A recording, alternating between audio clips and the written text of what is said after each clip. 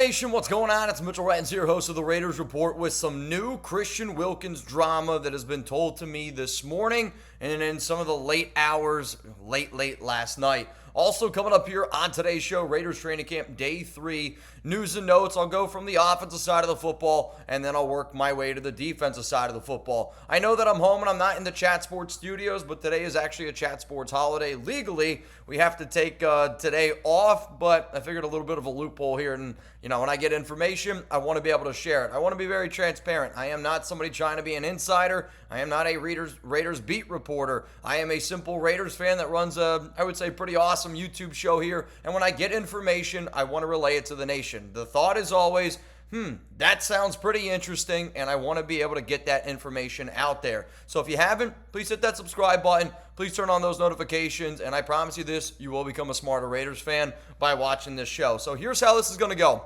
I have recently got some new information on Christian Wilkins, and what we know right now, which I reported last month, was that the Las Vegas Raiders wanted Wilkins to get a second surgery, to help that Jones fracture that he suffered on October 5th, 2024, and obviously there's been a lot of issues around it. Wilkins felt like he didn't need the surgery. There was some disagreements, what have you, and now Wilkins and the NFLPA are filing a grievance after the Raiders moved on from him yesterday.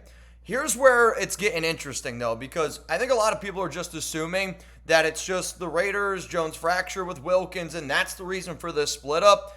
I actually think that there's a lot more behind the scenes going on than what we are being told and what is being, relayed out there, because there are some interesting rumors. There are some interesting tea leaves, and I think when you get done watching this show, you're going to go, yeah, there's something else going on here. So let's first talk about this. I was told by a source that Christian Wilkins started to become an issue in the locker room. I'll also say, if anybody sees the table or anything move, I got my guy Chuck here. He's been asking me to go out, but I wanted to wait until after, training camp practice. Wanted to also get all the news and bits from Wilkins and wanted to hear what the guys had to say at their press conference. So just wanted to put that out there. But again, if you see anything table move, it's this guy right here. So for Christian Wilkins, he started to become an issue in the locker room, and I had multiple sources indicate to me today, and it's a lot of people that y'all know about. Multiple sources indicated to me today that over the last few months, Wilkins had, quote, issues with players, coaches, and staff members. One source told me, quote, he wasn't buying in. And I think today, you heard Pete Carroll kind of talk about Wilkins, and they were like, we didn't really know when exactly the timeline was going to be. And I think when you have a crazy story, and let's face it, the Christian Wilkins situation, it's a crazy story. I don't care if you're a Raiders fan. I don't care if you're an NFL fan. I don't care if you're a fan of Christian Wilkins. However you're going to shake it out, let's be honest, this is a very strange situation. And some people are going to go, well, it's the Raiders. We always find to have these situations. I'm telling you this right now, this is a Christian Wilkins problem. And it is plain and simple as that. It is not a Raiders issue. This is a Christian Wilkins problem. Let's go to a second thing that I was told today. And this is probably the thing that I got to be able to figure out and do a little bit more homework on. And I'm just going to say this. A certain incident happened between Christian Wilkins and the Raiders. I spoke to 3 sources today. The first source told me it was weird. That's all I can say. Like a very weird incident. Another source told me today, we are better off without him. Another source told me today, yeah, we can't say, sorry, bro, I just can't say it. All I'm going to say is this. One of those sources is the person that indicated to me that the Las Vegas Raiders were not happy with Christian Wilkins, that they thought that he needed that second surgery and Wilkins didn't want to have it. So obviously, this is somebody that is very tied in with the organization, somebody that is obviously very tied in with the whole situation going on with Wilkins. So my question is this.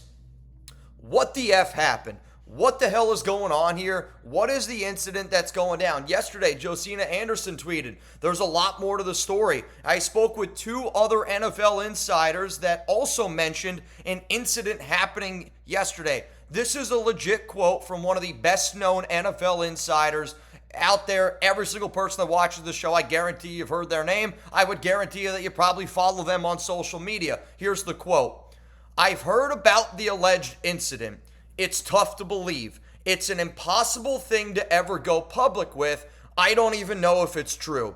My point is, and I know that we're going to talk a lot about speculation. I'm also going to warn you right now, this is going to be one of the longer Raiders Report videos that I do at home. So buckle up, Buttercup. Hopefully you're ready to sit here and listen to me for a little bit. But you know what? Hey, real ones recognize real ones. So here's what I'm going to say.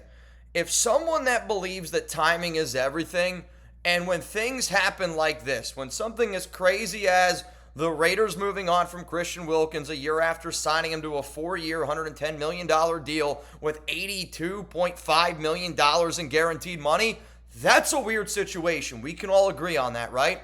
So to me, there is a lot more to this story than what is just out there right now. And there's a lot more to the story than I originally reported, about a month ago. But I do have a thing where we always say, we're smoke, there's fire. Some of y'all are probably going to clown me for saying that. But I do tend to believe that something crazy had to have happened because of what we are being told. And I want to know if an NFL insider out there has more information on this incident. I tried to reach out to players. I tried to reach out to staff members. I tried to reach out to people on that Raiders organization. And when I brought up incident, it was like voodoo. It was like you don't want to touch it with a 10-foot pole, and people were afraid to tell me what the hell is going on. I don't know what the incident is. I want to be very clear. But I am somebody that I feel like I read tea leaves really well. I am somebody that, I feel like I can get ins and outs of a lot of good information. I'm not getting information. All I'm getting is that there is an incident between Christian Wilkins, between the Raiders, that I do not know about. Let's go to the third thing here. I was told that the Raiders felt like Wilkins, quote, cheated them. So here's my question to Raider Nation, and I'm going to make this the pinned comment on today's show. If you're like, Mitch, what the hell's the pinned comment? It's literally the first question underneath this video, and I would appreciate it if, you shared your opinion. That's how this is, it's a dynamic. The Raiders Report is all about creating conversation. It's a two-way street, and that's how I like when this show goes. So, do you feel like Christian Wilkins cheated the Raiders? Give me a yes. Give me a no. You're about to get hit with a YouTube ad break. While that ad is playing, please scroll on down and let me know your answer.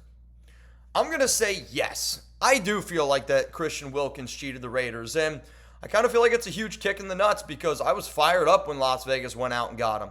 I was really excited overall, and I think that there's a lot of people that are probably watching the show that are going to say the exact same thing. The Raiders gave him a great contract, $27 million per year, making him one of the highest paid defensive tackles in the league. I believe at the time he was the third highest paid. They gave him all this guaranteed money, and I get it. It was a past regime. The Raiders were also very patient with Wilkins for months with his injury. And I think that this situation, again, I don't know what the incident is, but I almost look at this as, your significant other probably has a pet peeve that you do, and I don't know what it is. For my wife, her pet peeve for me is I tend to leave my socks and my sweaty underwear after I work out and run on the floor in our bedroom. And she doesn't say anything, after a month, maybe after 2 months. But you know what? If I do it 3-4 months, I'm going to hear about it. And I think that, this is kind of one of these situations right now with Wilkins where the Raiders gave him all this money. I think they've done everything that they possibly could to show Wilkins, hey, we want you here. We want you to be a member here of the Silver and Black. When the injury happened last season, then, they were being very patient for him. I don't know if the photo or video, I guess I should say, that Alex Bachman posted of Christian Wilkins dancing on the Crocs was the final straw that broke the camel's back, if you will. But I do think that timing is everything. So hear me out here. Does anybody else think that if a source told me the Raiders felt cheated, sometimes when you feel cheated, sometimes you want to get maybe a little bit of revenge. And I'm not saying that's what the Raiders are trying to do here, but I do think that John Spytek is a very smart man. I do think that Pete Carroll is a very smart man that's been around the NFL for a long time. I think that Tom Brady is a very smart man that's been around the NFL for a long time. You could say it, Chip Kelly, Patrick Graham. There's a lot of guys in this organization that have been in good NFL circles and good organizations that are smart men. We can all agree on that. And I think timing is everything here. So if the Raiders felt cheated, if some of the players felt that Christian Wilkins wasn't buying in, if the Raiders training staff also was very frustrated because he wouldn't get the surgery and he was basically saying that he felt that he was smarter than this Raiders training staff. If you got all these sources telling me about an incident, could the Raiders say, all right, Wilkins, if that's how you're going to do this, then this is what we're going to do. Because what's interesting about this is Wilkins had 50 days from June 4th to ask the NFLPA to file a grievance on his behalf, and the union did so Thursday, the last day it was eligible, sources are saying, okay? That was a report that was put out today. I believe it was Ian Rappaport, and now I'm kind of forgetting exactly who put it out, but there was a tweet out there that essentially this situation has been going on since June 4th, okay? June 4th. So technically, if this situation has been going on as long as it's been going on, the Raiders could have technically moved on from Wilkins on June 4th. But again, timing is everything, and this is a smart organization.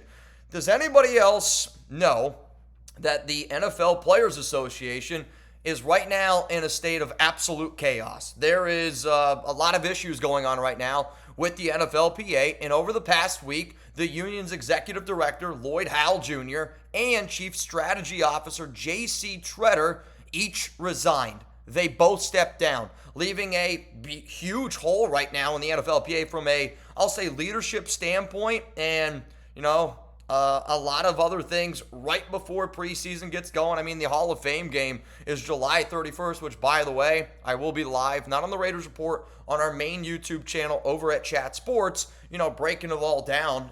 Hopefully you guys tune in and hang out with me over there. We're going to be rooting against the Chargers, I'll tell you that.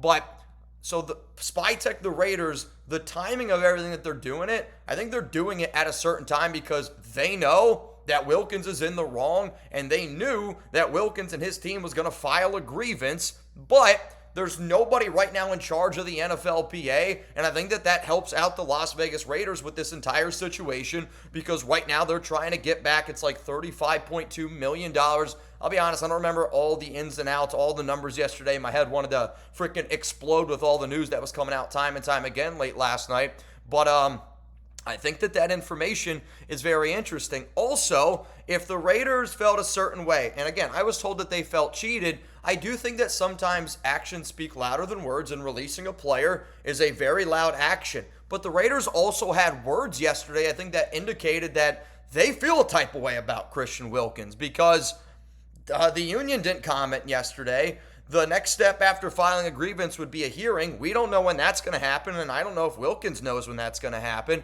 And it probably is going to make it a little difficult for him to be able to find a brand new destination, a brand new partner. But if you guys didn't see what the Raiders posted yesterday on Twitter, and I don't know if they actually posted it as well on Instagram, but it was their comments. And regarding to Wilkins, they said, "We have decided that it is in the best interest of the organization to move on from Christian Wilkins, and he has been informed of his release from the team." Think about that statement alone. We feel like it's in the best interest of the organization to move on from a player that you just signed to a 4-year, $110 million contract, and we all looked at his contract. There were dead money after dead money after dead money. Teams don't do that type of move with the guaranteed money that Wilkins has unless Wilkins did something. Unless that incident that we're hearing about is a really big incident. And again, the NFL insider that I talked to just about an hour ago literally was like, it's so crazy, the incident that he's hearing about, that he's afraid to report on it. And this is somebody that if he reported on it, 100% of the people that would hear it from him would go, they would believe him instantly. That I guarantee you. Let's go to the next sentence here of what the Raiders' statement was yesterday. This franchise has a commitment to excellence on and off the field. I find it strange that they also added in off the field. We've had, some interesting situations with Wilkins, and, there's been a little bit of some head-scratching moves. But at the same time, Wilkins' his entire career has been a player that has been loved in the locker room, has been a player that has been well-liked by players and coaches. Hell, think about all the coaching connections that Wilkins had with our current roster. Rob Leonard, a guy like Patrick Graham, all the other players on our team, and Adam Butler, right? Like, it goes way, way back. And also, if you look at the photo that the Raiders released, they literally have circled commitment to excellence. I think that is a little bit of a knock. Another thing, with no clear path or plan for future return to play from Christian, this transaction is necessary for the entire organization to move forward and prepare for the new season. That's the Raiders telling y'all that they didn't feel like Wilkins had a plan. And I think that goes back to the whole they felt cheated thing. And there were some issues in that locker room because I'm telling you this right now. One player that y'all love very much, he wanted Wilkins to do what the Raiders were telling him to do.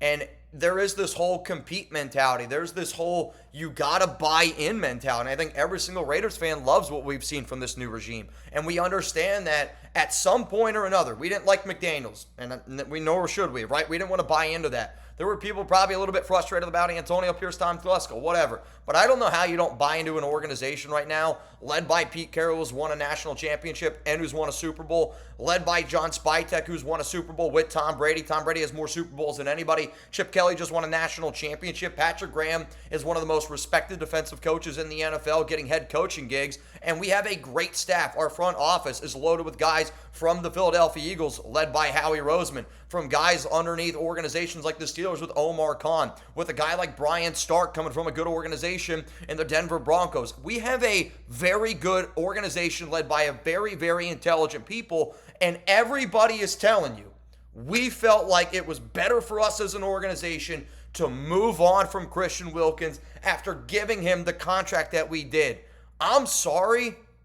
Something else is going on here. I had a source tell me, keep an eye on the Dallas Cowboys, because they're one of the only teams crazy enough to not only sign him, but to pass him on his physical, which kind of leads me to my final note here. I was told again this morning that Christian Wilkins does, in fact, need another surgery for that Jones fracture, and his expected timeline to return would be November to December. I think there was probably some people out there that were like, well, Mitch, if Wilkins wanted to try to play through it, why wouldn't the Raiders try to let him play through it? Because if you're a medical professional, your name is also on the line, right? And if you pass Christian Wilkins with, he's all good to go, he could technically go out there, or he could technically be dancing in Crocs probably. He could probably go out there on the field, take one step on the field, like, my foot hurts now, and now the Raiders are on the hook. And now the Raiders are on the books for all that money. And this was an organization that didn't want that because Wilkins wasn't showing them on or off the field that he wanted to be a Raider, that he was doing everything in his power to get back out there on the football field, that he wasn't buying into what the Raiders were selling. I was also told today that he wants to play for a contender, and for whoever signs him, he wants an opportunity. Whatever the hell that means. Good luck, go look for a contender, because I'll tell you this, there's going to be teams that probably are interested in Wilkins just because of the player that he is, and I know there's going to be a lot of people that are just going to go, it's the Las Vegas Raiders, they always have issues, and they'll move on. And maybe Wilkins goes and has success elsewhere. I don't know the exact situation. It's a frustrating one. There's no doubt about it. But what I do know is this, where there is smoke, there is fire. And there's a lot of smoke right now around an incident and a lot more drama around the Raiders, around Christian Wilkins than what we are being told. I will do everything in my power, and I promise y'all this, over the next few days to try to get more information. I am off today, technically, tomorrow and Sunday. But as you can see, I don't take days off because I got commitment to excellence. And I think Wilkins, you need some yourself. Coming up next here on the show, we will get into the practice news and notes. I know I am 18 minutes into this video, but you know what? We're going to do a long one today, and I hope that you don't mind. Before I do, though, today's show is presented by Panda Sups, and if you use code Raiders, you're going to be able to save 20%. And you're going to get free shipping. You're also going to get free creatine if you spend over $125 and you live in the U.S. The products that I use every single day from Panda, I love their protein. I have been using it for years, and everybody that I talk to that uses their protein absolutely loves it. I use their creatine. It helps me when I go to the gym. If you're going to go work out, you might as well get the most out of that workout. Their BCAAs, I absolutely love them. Alex uses their Thermogenics. I do as well. Most of the time. I also love their greens. Alex is a big supporter of their greens. Bottom line is this. I'm going to put a link for you guys down in the comments, down in the descriptions. Panda Sups is owned and operated by a diehard Raiders fan who I was talking to this morning, who I was talking to late last night about the Christian Wilkins situation. And if you're somebody that believes in supporting your own, then go support Panda Sups. That link again, down in the comments, down in the description. PandaSups.com, code Raiders for 20% off. Spend over $125 for creatine and free shipping. All right, we're first going to start with our offensive notes. and then I'll go to the defensive side of the football. First thing is this. The Raiders are really, really trying to get Ashton Jeanty involved into the passing game, and Jeanty, himself expects to be used a lot more. I don't want to say like he was used in Boise in like 2023. He did have a lot more catches that season. It's just a much different offense. But the Raiders want to see what they have in him in terms of pass catcher. They're using him in the flat. They're using him in screen game. They're using him down the field. They're, throwing it to him on wheel routes. I mean, they are trying to do everything in their power to see, do we truly have this special running back? And based on some of the things I've heard from some of the players, Ashton Jeanty might win some people some fantasy football leagues. Like, I'm telling y'all, like, the Raiders' plans this season is to go through Ashton Jeanty, and I can't wait to see him when he actually gets the pads on, which is next week, because he's gonna be a problem. He's gonna be a good problem, and I'm happy he's our problem. But bottom line, Chip Kelly is trying to get Ashton Jeanty involved a lot more overall in the passing game. The next thing is this: the Raiders started off team period today, and I love that they did this with a sweep to Brock Bowers.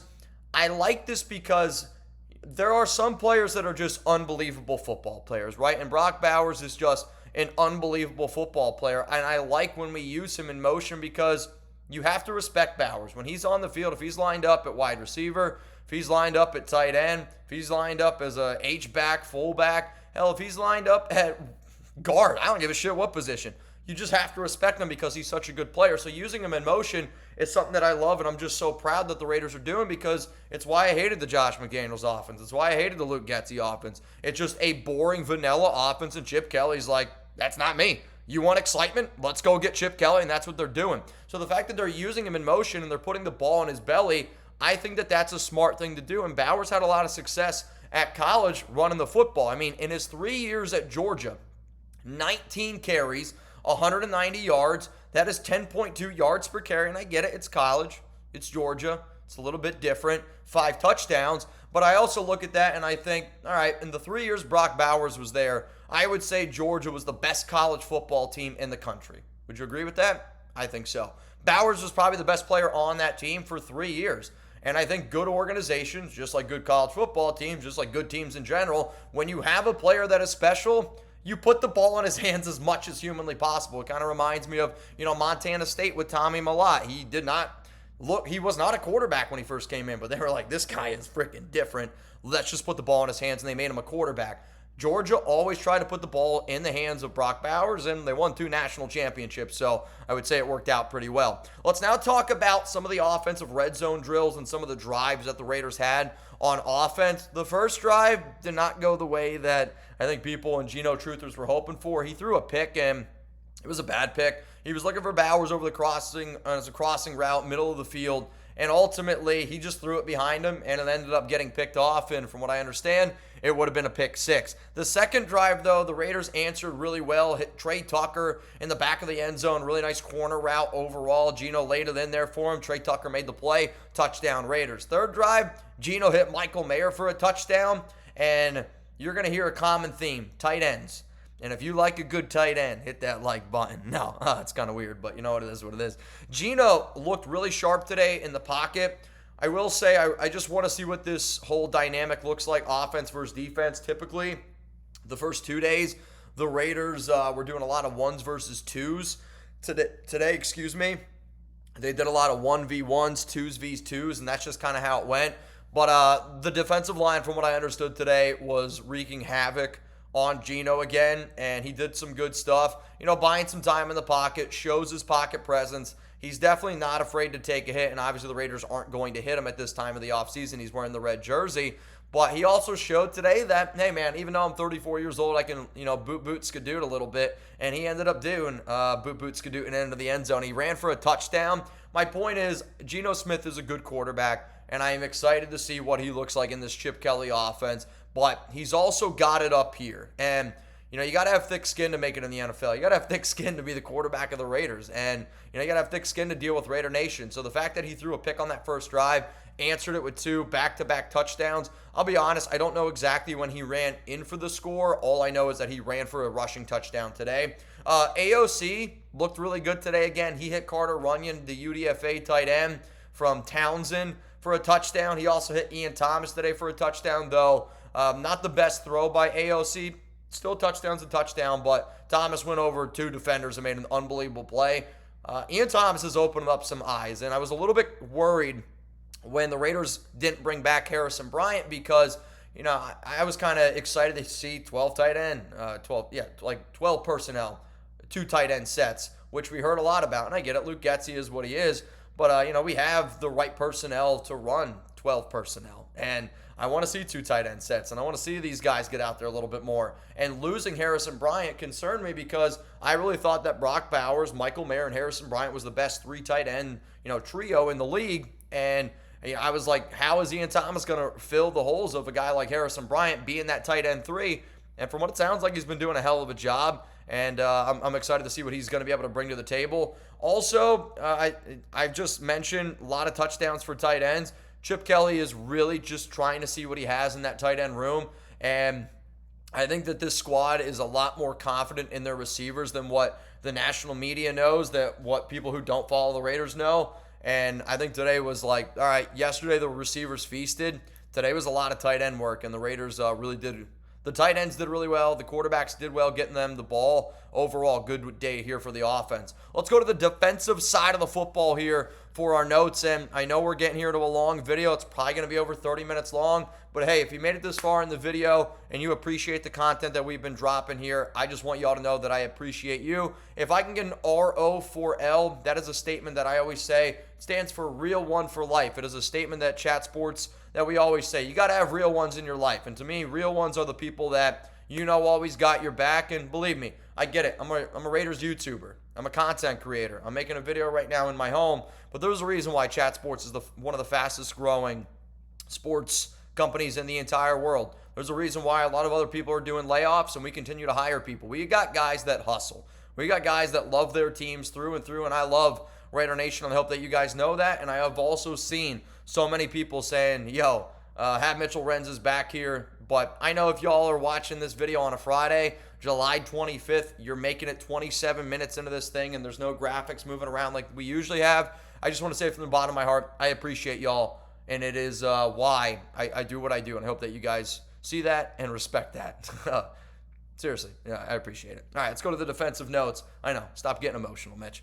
First defensive note here is Jamal Adams continues to work with the linebackers, and Pete Carroll even said it today that he wants Jamal to be an inside linebacker, and, he wants him to be athletic. He wants him to go out and get after the quarterback, and he wants him to, I think just do what he's good at, and don't do what you're not good at, which is drop back into coverage. Go get the QB. Go be an athlete. Don't think, go. And, when the Raiders drafted Jonathan Abram in the first round, 27th overall back in 2019, the way that I wanted the Raiders to use Abram was kind of like that heat-seeking missile is how I would say it. Now, Abram at times, would always try to do the hit stick, but I think Adams is going to have to fill that void and, not void, but like fill that hole. And we've heard the Legion of Boom for years and years and years. I think you're about to hear the Allegiant of Boom. And this defense is going to try to bring the thunder. I still want us to add a free safety, but Jamal Adams continues to work at linebacker. Jermaine Pratt was not on the field, was on the field today, excuse me. He just wasn't participating in team drills, and the Raiders want to take it a little bit easy with him. He's currently dealing with a hamstring injury, and when I say injury, it sounds like it's really just tightness, and at this point in the offseason, they just want to take it easy. But I do think that this is one of those situations that you're going to run into when, players like Jermaine Pratt, was signed in right around, it was like right in the middle of June. It was like right after mandatory minicamp. I want to say it was like June 10th, June 11th, June 12th. Somewhere in that mix is when Jermaine Pratt signed. And then the Raiders have a long time off, and now you're back at training camp. I know these guys are in unbelievable shape, but there's a big difference between being in really good shape and then being in football shape. And I do wonder if, Pratt really maybe not getting the wheels going football shape-wise until middle of June, and then again, taking a little bit of time off. You don't know what these guys are doing. He's also getting up there in age a little bit. He's also playing a role that, he hasn't really played before. They've been using him up near the line of scrimmage, and they've been kind of like asking him to play this linebacker outside defensive end type of roles, I guess how I'm going to describe it, because the top 2 linebackers on the inside have been Landon Roberts, Devin White, and Pratt's been linebacker, but, outside linebacker, defensive end is, I guess how I would describe it, but Jermaine Pratt dealing with a little bit of tightness. He was the only one today that did not practice. Sounds like everybody else on the Raiders is bought in. not just Wilkins, right? The next note here is John Lalu was working with the team starting 3-tech defensive tackles. If you don't know what 3-tech means, think of it as just like the guy that's lining up between offensive guard and offensive tackle. So if he's on the one side, he'd be lining up between like Dylan Parham and Colt Miller. If he's on the other side, it'd be Alex Kappa and DJ Glaze. But that's essentially what the 3 technique does. And he was doing that a lot today. And I think that right now he's one of the answers for the Raiders. And with Wilkins gone, Adam Butler, Lecky Fotu, John Lalu, we're getting a lot of the work with the top 3 defensive tackles. And I would say right now that those are your top 3 defensive tackles for the Raiders. Based on what I've heard about Tonka Hemingway and J.J. Pegues, the Raiders are excited about them. I just don't think that they are football ready yet, based on some of the people that I've talked to. Zach Carter continues to be in the mix here a little bit. But Tyree Wilson did get some work today with the first team. And I messaged Wilson this morning. I'll be honest, I haven't heard back from him yet.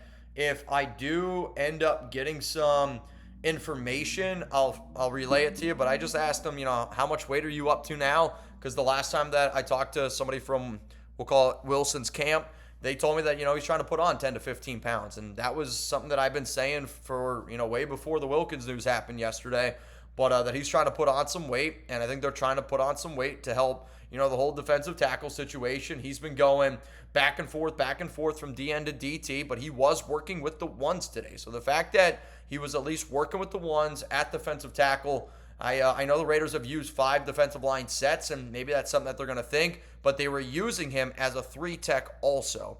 So when they were lining him up, they were lining him again between the offensive tackle and offensive guard, but Tyree Wilson has looked really good. And I know I've always been a Tyree Wilson truther. I know Chugs has been a Tyree Wilson truther. It just sounds different this year. And I mean that in the best way. It sounds like it's starting to click a little bit for Tyree, but I think it's because the Raiders are also using him in the correct way. And I think that Rob Leonard is about to unlock a monster. At least fingers crossed on that. The last thing I'll talk about here is, Pete Carroll and some of the things that he said at this press conference. I want you guys to go check it out. But even Pete, and he said this is a literal quote from Tashawn Reed. It's a tweet. Head coach Pete Carroll said they spent a lot of time deliberating how to handle things with Christian Wilkins. They ultimately moved on because they didn't believe there was a path for him to return to play. Imagine moving on from a player that you gave that much guaranteed money to. There's a lot more than what we are being told, and I will do my best to get that information for y'all, that I promise you. Because the Raiders do not practice tomorrow, you're going to get a mailbag from me that was recorded yesterday on our live show, so please go check it out. If also you made it this far in the video, go check out our Raiders vs. Chiefs Madden live show yesterday. Winner wins the AFC West. I don't know. Please go check it out. I think you guys will enjoy it. But the video you guys are going to get from me tomorrow morning is going to be a mailbag. I'll also say this. Keep an eye out. It's almost 4 p.m. Eastern time. The Raiders do have that open roster spot, and if they decide to add another player, it's probably going to be announced right around that time. If I had to guess, the player that I would anticipate that the Raiders go out and sign would be Quentin Jefferson, defensive tackle, somebody who's got Raiders ties, somebody who's played, it was like 5 years in Seattle with Pete Carroll, somebody that was in for a visit on Tuesday when the Raiders made all those roster moves. So if I had to guess, Quentin Jefferson would be the player that I would throw out there. Appreciate each and every one of y'all. I'm going to go take Chuck for a little quick walk here. Much love to the nation, and again, to everybody that had my back over the past 24 hours here with the Christian Wilkins news. I appreciate you to the moon and back. For more updates here around the Las Vegas Raiders, make sure you click the subscribe button right here. I know this is one of the longer videos that I've done on this channel, but you know what? I think when crazy stuff happens with Wilkins, we're going to talk about it. If you're looking for even more updates around the silver and black, you can click this button here. And if you're looking for even more videos regarding the Raiders, this one is recommended for you.